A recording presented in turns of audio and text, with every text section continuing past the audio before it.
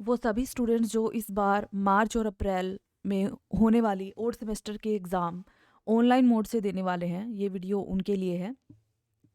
आपने एग्ज़ाम देने के लिए ऑनलाइन मोड को सिलेक्ट किया है, तो एग्ज़ाम कैसे देने हैं, क्या-क्या उसके रूल्स हैं जो यूनिवर्सिटी ने तय कर रखे हैं, क्या स्टैंडिंग ऑपरेटिंग प्रोसीजर है जो आपको फ़ॉलो करना है, उस इस चीज़ को आप एक बार ध्यान से सुन लीजिए और समझ लीजिए। आपको क्या-क्या चीज़ें करनी हैं। सबसे पहले एग्ज़ाम से पहले आपको क्या चीज़ें इंश्योर करनी है। आपको इस बात का ध्यान रखना है कि आपके पास डेटा पैक जो है वो पूरा होना चाहिए, सफिशिएंट होना चाहिए। ऐसा नहीं हो कि आपके पास जो है ना इंटरनेट का चार्ज ही ना हो, उसके बाद जब एग्ज़ाम स्टार्ट हो तो फिर आपको ये प्रॉब्लम आए कि इंटरनेट स्लो हो रहा है या आपका डेटा पैक पैक ख़त्म हो रहा है।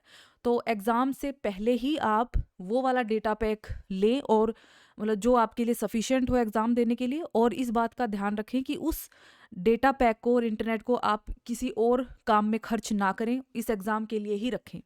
क्योंकि इसके अंदर आपको अपनी वीडियो भी ऑन रखनी है और आपको अपनी जो माइक है वो भी आपको ऑन करके रखना है। तो चाहे आप कोई भी मोबाइल यूज़ कर रहे हैं, चाहे आप आपका लैपटॉप यूज़ कर रहे हैं, कंप्यूटर यूज़ कर रहे हैं, इस बात का ज़रूर ध्यान रखना है कि आपके पास पूरा डेटा पैक होना चाहिए और इसके साथ-साथ आपके पास चार्जिंग की पूरी व्यवस्था होनी चाहिए। ये शिकायत नहीं आनी चाहिए कि आपका जो है फ़ोन वो चार्ज नहीं हो रहा है, आपका लैपटॉप चार्ज नहीं हो रहा है। कई बार लास्ट एग्ज़ाम जब हुए थे उसमें ये शिकायत आई थी कि मोबाइल जो है वो हीट हो रहा है या चार्जर चार्जर लगाना पड़ रहा है आपको एग्ज़ाम के बीच में। तो इस तरीके की कोई भी घटना अब नहीं होनी चाहिए, पहले से ही आप अपनी तैयारी करके रखेंगे। इसके अलावा आपका जो कैमरा है, चाहे आपका फ़ोन हो या आपका कंप्यूटर हो या लैपटॉप हो, वो जो कैमरा है वो वर्किंग कंडीशन में होना चाहिए, उसके अंदर कोई भी खराबी नहीं होनी चाहिए। साथ ही साथ आपके जो भी डिवाइस आप इस्तेमाल करेंगे उसका माइक्रोफ़ोन भी बिल्कुल सही कंडीशन में होना चाहिए। आपको हर वक्त एग्ज़ाम के दौरान अपना कैमरा और अपना माइक दोनों चीज़ें ऑन रखनी है, और क्योंकि एक बार ऑनलाइन एग्ज़ाम हो चुके हैं तो इस चीज़ का एक्सपीरियंस स्टूडेंट्स को भी हो इस वक्त पूरी तरीके से हो जाना चाहिए कि उनको किस तरीके से अपना कैमरा सेट करना है और अपना माइक्रोफोन ऑन रखना है। जो भी गूगल मीट या जूम जो भी आपको लिंक भेजा जाएगा उसको किस तरीके से सेट करना है। इसके अलावा आपको एग्ज़ामिनेशन से पहले इस बात को अच्छे से सीख लेना है कि आपको जो जो आंसर शीट पे आप लिखने वाले हो उसको किस तरीके से आपको स्कैन करना है और उसकी एक सिंगल पीडीएफ फाइल बनानी है। लास्ट जो एग्ज़ाम हुए थे ऑनलाइन उसमें कई सारे लड़कियों ने ये काम किया था कि उन्होंने अलग-अलग जो आंसर शीट के पेज हैं उनके फ़ोटो खींच लिए थे और फ़ोटो यूँ के यूँ भेज दिए थे। तो वो अलग-अलग फ़ोटो आए थे और इस तरीके से आप बिल्कुल भी नहीं भेज सकते, ये आपका बिल्कुल मान्य नहीं होगा। आपको एक पीडीएफ फाइल बनानी है। ये पीडीएफ फाइल ज़्यादा साइज़ की भी नहीं होनी चाहिए। यूनिवर्सिटी के अकॉर्डिंग जो आपका पीडीएफ फाइल का साइज़ है वो 20 एमबी तक का होना चाहिए और एक सिंगल पीडीएफ फाइल होनी चाहिए। अगर आपको नहीं आती है पीडीएफ फाइल बनानी तो सीख लीजिए। मैंने लास्ट एग्ज़ाम में भी पीडीएफ फाइल कैसे बनानी है इसके ऊपर एक वीडियो बनाई थी। मैं दोबारा से शेयर कर दूँगी उस चीज़ को। ये चीज़ आपको सीखनी है कि आपको पीडीएफ फाइल कैसे बनानी है। बिल्कुल भी गलती से भी अलग-अलग फ़ोटो खींच के आप अपलोड नहीं करेंगे। नेक्स्ट, एग्ज़ाम से पहले 30 मिनट एग्ज़ाम से 30 मिनट पहले आपको जो भी आपको लिंक दिया जाएगा एग्ज़ाम के लिए, चाहे वो गूगल मीट हो या ज़ूम हो या कोई भी दूसरा तरीका हो, उस लिंक को आपको एग्ज़ाम के टाइम से 30 मिनट पहले जॉइन कर लेना है, ताकि आपकी जो अटेंडेंस है वो प्रॉपर तरीके से हो सके। उसके बाद आपको क्वेश्चन पेपर दिया जाएगा। तो जल्दी जॉइन करने का ये भी फ़ायदा है कि आप जो क्वेश्चन पेपर आपको मिलेगा तो उसको आप अच्छे से पढ़ सकते हैं, और इस बार आपको मालूम है कि सिर्फ उसी तरीके से 5 क्वेश्चन आपको कोई करने हैं। तो आप ये डिसाइड कर सकते हैं कि कौन से 5 क्वेश्चन आपको अटेम्प्ट करने हैं। नेक्स्ट, बहुत ज़रूरी चीज़, जो आंसर शीट आप यूज़ करेंगे जिसके ऊपर आप आंसर लिखने वाले हैं वो लाइन्ड होनी चाहिए, लाइनिंग होनी चाहिए उसके ऊपर, वो A4 साइज़ की होनी चाहिए। A4 साइज़ अगर आपको नहीं पता क्या होता है तो जो प्रिंटिंग का जो पेपर होता है, आपने देखा होगा जिसके ऊपर प्रिंट लेते हैं वो A4 साइज़ का होता है। ये लाइन्ड पेज होते हैं, ये आपको दुकान पे आराम से मिल जाएँगे। तो ये आपको लेने हैं A4 साइज़ के, और इसके ऊपर कुछ चीज़ें हैं आपको जो ज़रूर लिखनी है, ये इन्फॉर्मेशन आपको उसके ऊपर डालनी है। जिन्होंने लास्ट टाइम ऑनलाइन एग्ज़ाम दिया था उनको ये चीज़ें पहले से पता होंगी, क्योंकि ज़्यादातर चीज़ें वही हैं। सबसे पहले आपको अपना यूनिवर्सिटी का रोल नंबर डालना है। अगर किसी लड़की को अपना यूनिवर्सिटी रोल नंबर नहीं पता है तो उसको आप पता कर लीजिए। ये आपकी तरफ से बहुत बड़ी लापरवाही है अगर आपको आपका यूनिवर्सिटी रोल नंबर कंप्लीट पूरा यूनिवर्सिटी रोल नंबर नहीं मालूम है तो। ये आपको लिखना है, ये आपको अंकों में भी लिखना है और उसके बाद शब्दों में भी लिखना है। आपका नाम, आपका पेपर का नाम, किस डेट को आपका पेपर हो रहा है वो, आपका सिग्नेचर होगा, क्लास और सेमेस्टर आप लिखेंगे, क्वेश्चन पेपर का आईडी। और ये चीज़ ध्यान रखिएगा, जो क्वेश्चन पेपर आपको दिया जाता है, जब क्वेश्चन पेपर आपके साथ जो भी आपका टीचर होगा, इन्विजिलेटर होगा, वो शेयर करेगा, उस क्वेश्चन पेपर के ऊपर ही उस क्वेश्चन पेपर की आईडी लिखी होती है।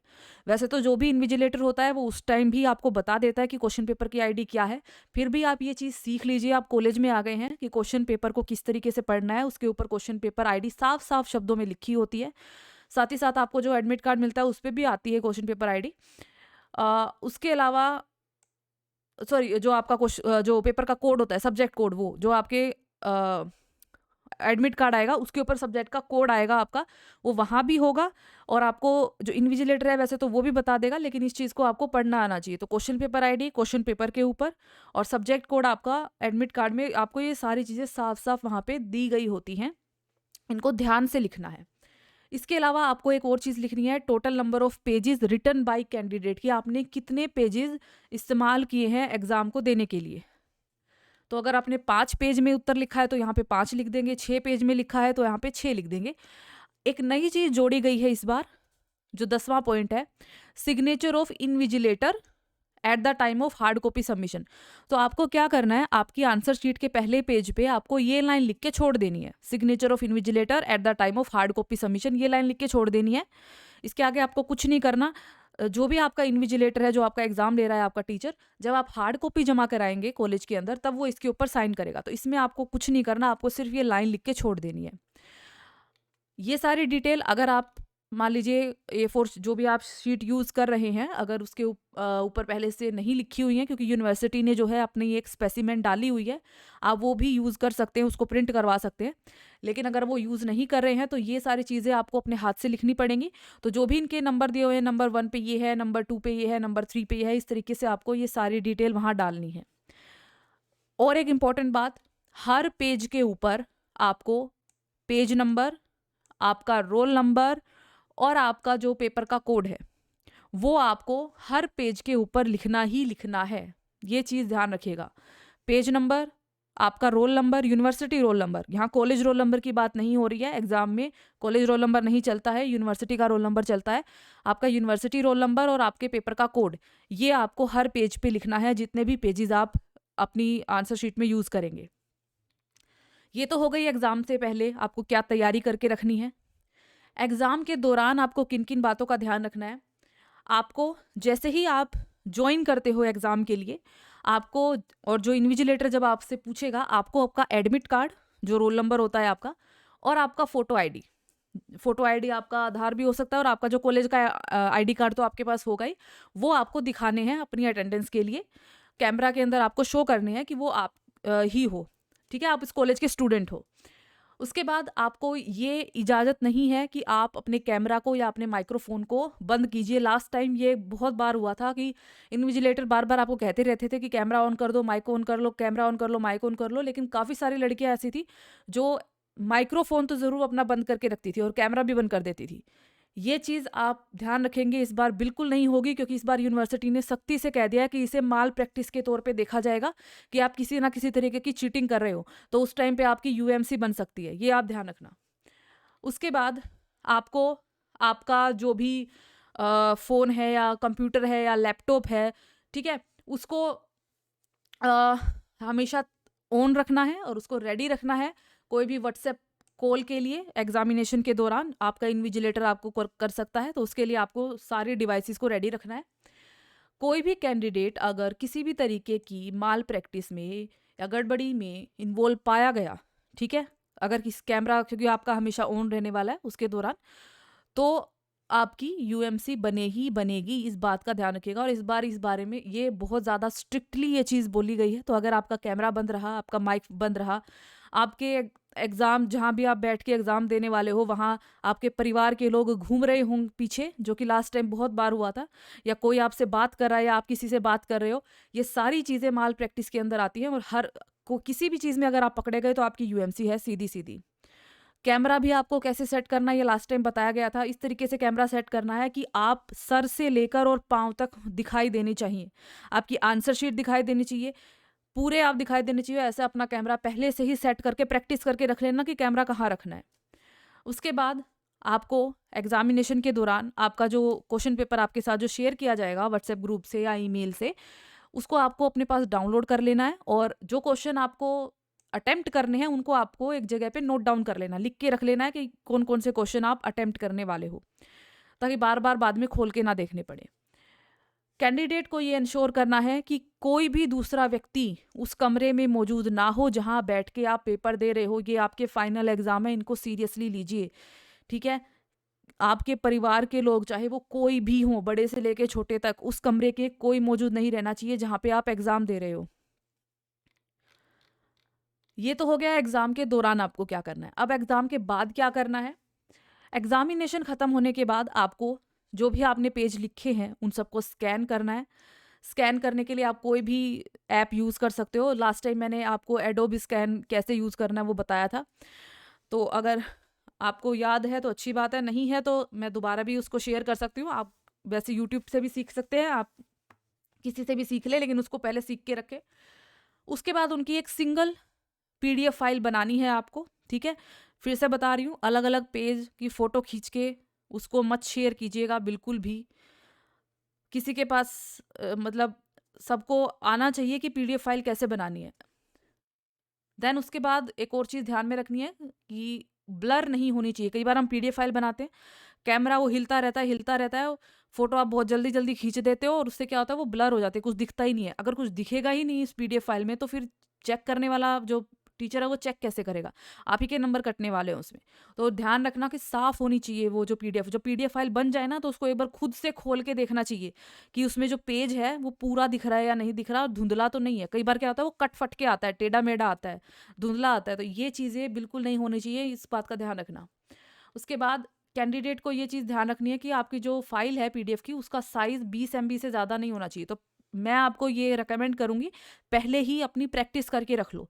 कुछ खाली पेज जितने भी आप यूज़ करने वाले हो 15-20 जो भी हैं, उसको स्कैन करके एक पीडीएफ बना के देख लो कि किस तरीके की पीडीएफ बनती है, कैसे बनाते हैं उसको।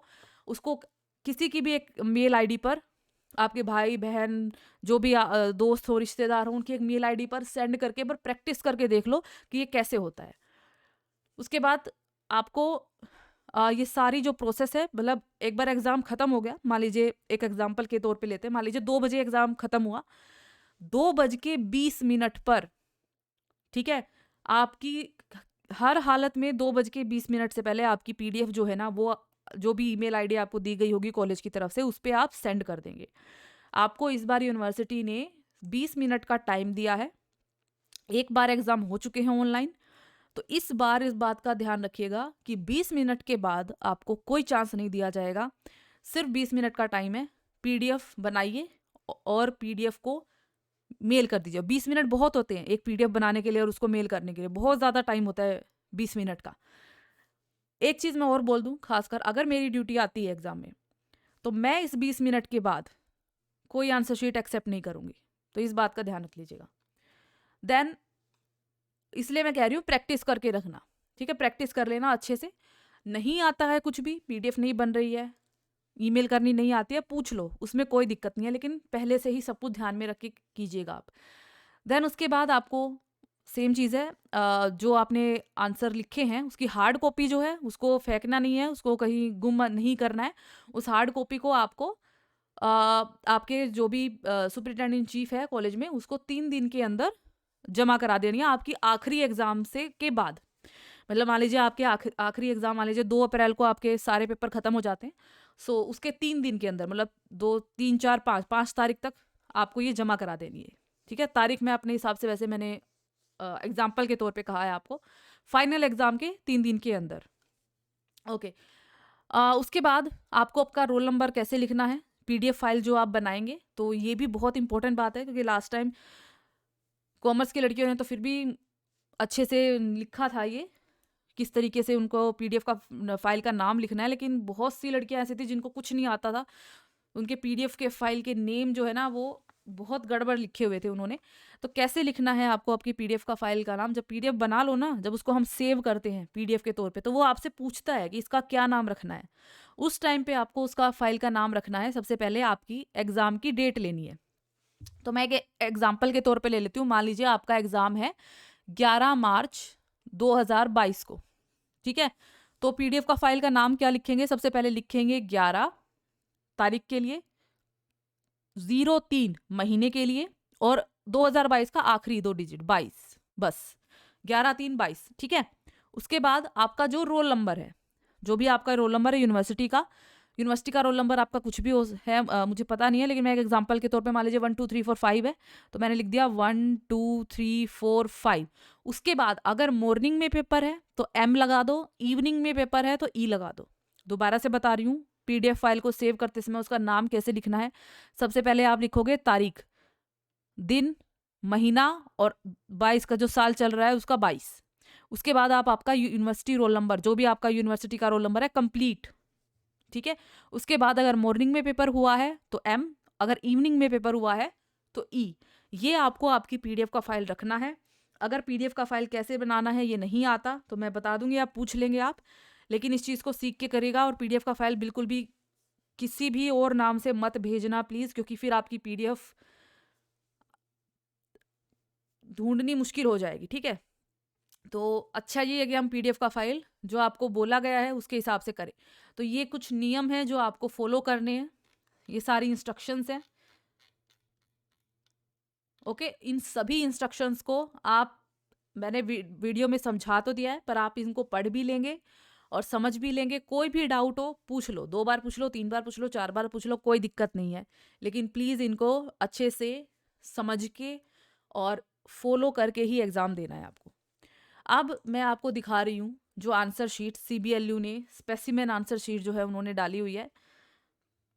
आप चाहें तो इसको प्रिंट करा के इसको रख सकते हैं, चाहें तो इस पे जो लिखा हुआ है वो हाथ से A4 साइज की वो शीट ला के और उस पे लिख के फिर आप एग्ज़ाम दे सकते हैं। तो ये जो आंसर शीट है CBLU में डाली है, इसमें टोटल आपके 30 पेज है, तो हम मान सकते हैं कि 30 पेज आप यूज़ कर सकते हो, ठीक है। 30 पेज यूज़ कर सकते हैं हम। तो सबसे पहले आपको क्या लिखना है, ये जैसे पहला पेज है, पहले पेज पर सबसे पहले हमने लिखा यूनिवर्सिटी रोल नंबर पूरा अंकों में और शब्दों में इनवर्ट्स। फिर हमने लिखना है आपका नाम, नेम ऑफ द स्टूडेंट। उसके बाद लिखना है क्लास एंड सेमेस्टर। तो जैसे मान लीजिए मेरी क्लास है बीकॉम फर्स्ट सेमेस्टर, तो मैं लिख दूंगी बीकॉम फर्स्ट सेमेस्टर, ठीक है। उसके बाद पेपर का नाम, तो मान लीजिए फाइनेंशियल अकाउंटिंग का पेपर है तो मैंने यहाँ लिख दिया फाइनेंशियल अकाउंटिंग 1। पेपर का नाम अच्छे से पढ़ के देख के फिर लिखना। क्वेश्चन पेपर की आईडी, आपकी जो भी क्वेश्चन पेपर की आईडी रहेगी उस क्वेश्चन पेपर पे लिखी होगी वो लिख देना। एग्जामिनेशन की डेट, तो मान लो 11 मार्च को है तो वो डेट मैंने लिख दी यहाँ पे।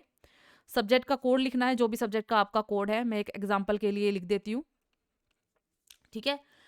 आपका साइन, जो भी आप साइन करते हो कुछ भी, वो यहाँ पे साइन कर देना है। उसके बाद टोटल नंबर ऑफ पेजेस, मान लीजिए मैंने ये जो पेज है पेज 1 2, मैंने 15 पेज में मेरा पूरा पेपर हो गया तो मैं यहाँ लिख दूंगी 15। उसके बाद आपको एक लाइन लिखनी है, signature of invigilator at the time of hard copy submission. इस पे मतलब सिग्नेचर ऑफ इन्विजिलेटर ये आप लिख देना। इस पे जो भी आपका इन्विजिलेटर होगा वो हार्ड कॉपी पे साइन कर देगा अपने, तो इसमें आपको साइन वाइन कुछ नहीं करना, बस ये लिख देना सिग्नेचर ऑफ इन्विजिलेटर, बस। उसके बाद ये लाइनें बनी हुई है, इसमें आराम से पेपर लिखो। फर्स्ट पेज पे तो ये चीज़ें आनी है, फर्स्ट पेज से ही आप अपना पेपर लिखना भी स्टार्ट कर सकते हो। ये डिटेल लिख दी, उसके बाद अपना पेपर करना स्टार्ट कर दो, क्वेश्चन 1 2 3 जो भी आपको करना है। अच्छा, एक और चीज़ का ध्यान रखना, जो भी क्वेश्चन आप कर रहे हो ना, पेज नंबर लिखना इसलिए भी ज़रूरी है। क्वेश्चन आप कर रहे हो तो जो क्वेश्चन का नंबर क्वेश्चन पेपर में दिया हुआ है वही यहाँ पे लिखना। एक एग्जाम्पल देती हूँ मैं आपको। क्वेश्चन पेपर में मान लीजिए ये 5 क्वेश्चन आपको करने के लिए दिए हुए हैं, ठीक है, और मान लो आपको 2 क्वेश्चन में से 3 क्वेश्चन करने हैं, तो मैं कर रही हूँ चौथा, दूसरा और पांचवा। ठीक है, तो ऐसा नहीं करना कि दूसरा क्वेश्चन पहले कर रही हूँ तो मैं लिख दूंगी क्वेश्चन नंबर 1। नहीं, ये क्वेश्चन नंबर 1 नहीं है, ये क्वेश्चन नंबर 2 ही है। आप इसको चाहे पहले नंबर पे कर रहे हो, लेकिन इसका नंबर आप वही लिखोगे जो क्वेश्चन पेपर में इसको दिया हुआ है। ठीक है, क्वेश्चन का नंबर, फिर मैं क्वेश्चन नंबर 4 कर रही हूँ तो मैं यहाँ पे क्वेश्चन नंबर 4 ही लिखूंगी। फिर मैं क्वेश्चन नंबर 5 कर रही हूँ तो मैं क्वेश्चन नंबर 5 ही लिखूंगी। 1 2 3 नहीं लिखना है, जो क्वेश्चन का नंबर क्वेश्चन में है, पेपर में है, वही लिखना है। साथ ही साथ अगर मान लीजिए क्वेश्चन नंबर 2 के 5 पार्ट है, 1 2 3 4 5, तो मैं लिखूंगी क्वेश्चन 2 पार्ट 1। ठीक है, इसका आंसर लिखूंगी, उसके बाद पार्ट 2 उसका आंसर लिखूंगी, उसके बाद पार्ट 3। तो ये चीज़ें आप अच्छे से डिफाइन कर लेना, क्योंकि इनमें अगर आप ठीक से नहीं लिखेंगे तो चेक करने वाले को समझ नहीं आएगा, तो आपके नंबर कटेंगे अगर ठीक से लिख भी नहीं रखा होगा। तो ये चीज़ें अच्छे से आपको लिखनी है। अगर मान लो मैं पहले 3rd पार्ट का आंसर दे रही हूँ तो पहले मैं लिखूंगी 3 अच्छे से, फिर मैं 2nd का दे रही हूँ तो मैं लिखूंगी 2nd, फिर मैं 1st का दे रही हूँ तो मैं लिख दूंगी 1st। इस तरीके से आप अच्छे से लिखेंगे। अब पहला पेज तो ये हो गया। अब हर पेज पे, जो भी पेज आप इस्तेमाल करेंगे, सबसे पहले ऊपर आप लिखेंगे आपका रोल नंबर और आपका पेपर का कोड। ठीक है, और एक डिटेल और थी हमारे पास जो हमें लिखनी थी, पेज का नंबर। पेज नंबर भी आपको, जैसे यहाँ पे इन्होंने तो अपनी बुक में पहले से ही ऊपर लिखा हुआ है पेज 1 पेज 2, पर आप प्रिंट अगर नहीं करवाते खुद से लिखते हैं तो ऊपर पेज नंबर, आपका roll number, university roll number, ठीक है, जो भी यूनिवर्सिटी रोल नंबर है पूरा, और पेपर का कोड, जो भी पेपर का कोड है आपका XYZ, वो आपको यहाँ पे जरूर लिखना है हर पेज के ऊपर। ध्यान रखना कोई भी पेज आपका खाली नहीं छूटना चाहिए, ये चीज़ आपको ऊपर जरूर लिखनी है। और हर पेज के नीचे आप यहाँ देख सकते हो signature of candidate, her page पर आपको आपके साइन करने हैं। याद रखिएगा, कोई भी पेज ऐसा नहीं होना चाहिए जिसके नीचे आपके साइन ना हो। तो यहाँ तक एग्जाम लिखा लास्ट लाइन में, उसके बाद अपना साइन कर दिया। फिर पेज नंबर 3 पे आए, पेज नंबर 3 लिखा, आपका रोल नंबर लिखा, आपके पेपर का कोड लिखा, पेपर लिखना स्टार्ट कर दिया, लास्ट लाइन में लिखा, फिर आपका साइन।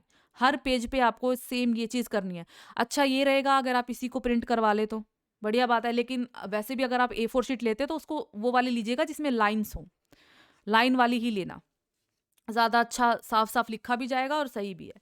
वैसे भी यूनिवर्सिटी ने अपनी गाइडलाइन में कहा भी हुआ है कि आपको लाइन वाली शीट ही यूज़ करनी है। तो ये कुछ चीज़ें हैं जो आपको ध्यान में रखनी है। ये जो CBLU की तरफ से जो ये स्पेसिमेन है, ये मैं आपके ग्रुप में डाल दूंगी। और फिर से कह रही हूँ, गाइडलाइंस को पढ़ के रखिएगा, समझ के रखिएगा, कुछ ना समझ में आए तो पूछ लीजिएगा। और पेपर जो दे, इन सारी बातों को ध्यान में रखते हुए दीजिएगा और ध्यान रखिएगा। अगर एग्ज़ाम ख़त्म होने के 20 मिनट के अंदर आपने एक पेपर जमा नहीं कराया, फिर उसको बिल्कुल भी एक्सेप्ट नहीं किया जाएगा। एक बार आपके ऑनलाइन एग्ज़ाम हो चुके हैं, अब आपको ये मान लेते हैं कि अच्छे से ये चीज़ों को करना आ गया है। Thank you.